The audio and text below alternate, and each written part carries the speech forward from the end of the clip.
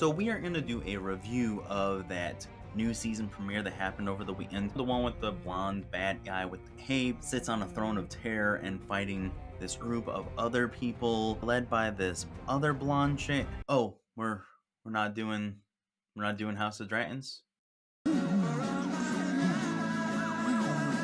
This is the season 4 premiere review of The Boys. I have to be perfectly honest with you, I wasn't very excited going into season 4. The past 3 seasons of The Boys have been more or less, the boys get together, they try to take down the Supes. For some reason they break up, then they get back together in the end, but ultimately Homelander gets away and with more power. So I have to be fair, season 4 I was pretty skeptical and wasn't even really that motivated to watch until I watched Gen V, the spin-off show, where if The Boys is the Justice League, then Gen V was X-Men.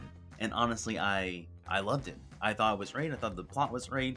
I loved the characters, and it moved the needle a little bit more in this universe than I think the previous 3 seasons of The Boys have ever done. And then there was a tie-in at the end with Homelander and with Butcher. So I thought, oh man, well Gen V's plot is going to somehow tie into The Boys.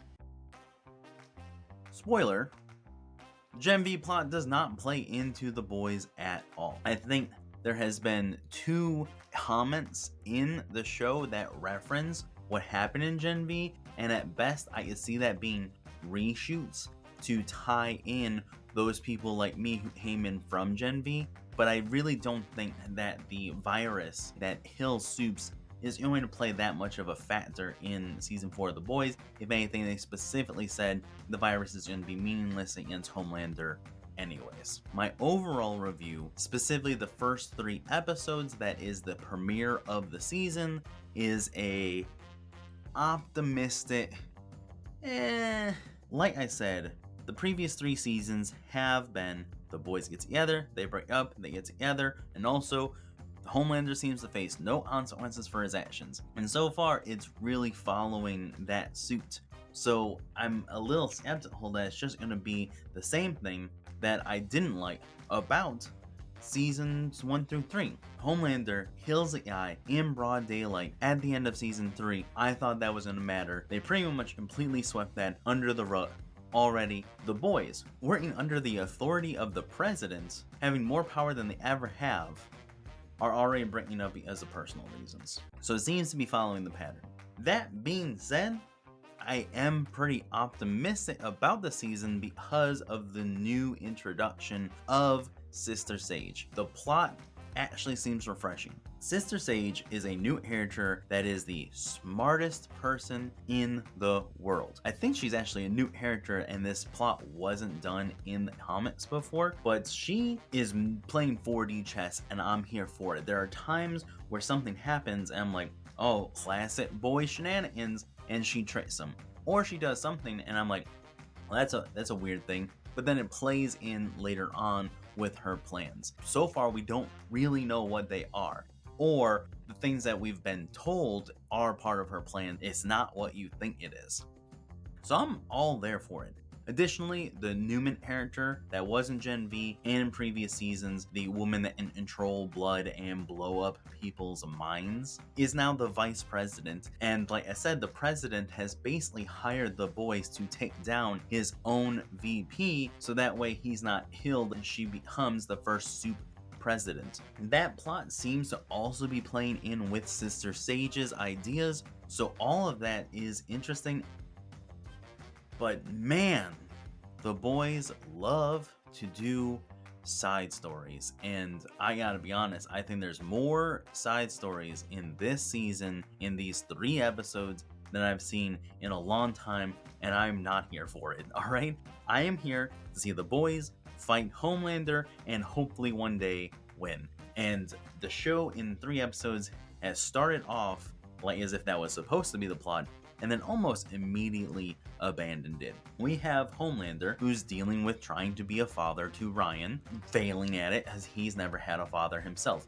Alright, I like it. At least Homelander's doing something other than just being a power huntery hate monger, right? But that's also tied with Butcher, who's trying to be like the other dad, who now only has 6 months to live because of his use of the Vite compound in the previous season. He seems to be caring more about being a good dad with the short time he has than doing the main plot. And I don't care for this Butcher at all. I like hatred-filled Butcher that usually is the only one driving the plot.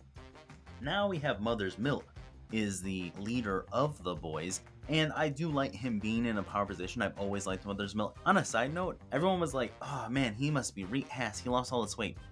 It's super not noticeable if it wasn't pointed out. He looks fine. If anything, him shaving the beard is what was weird.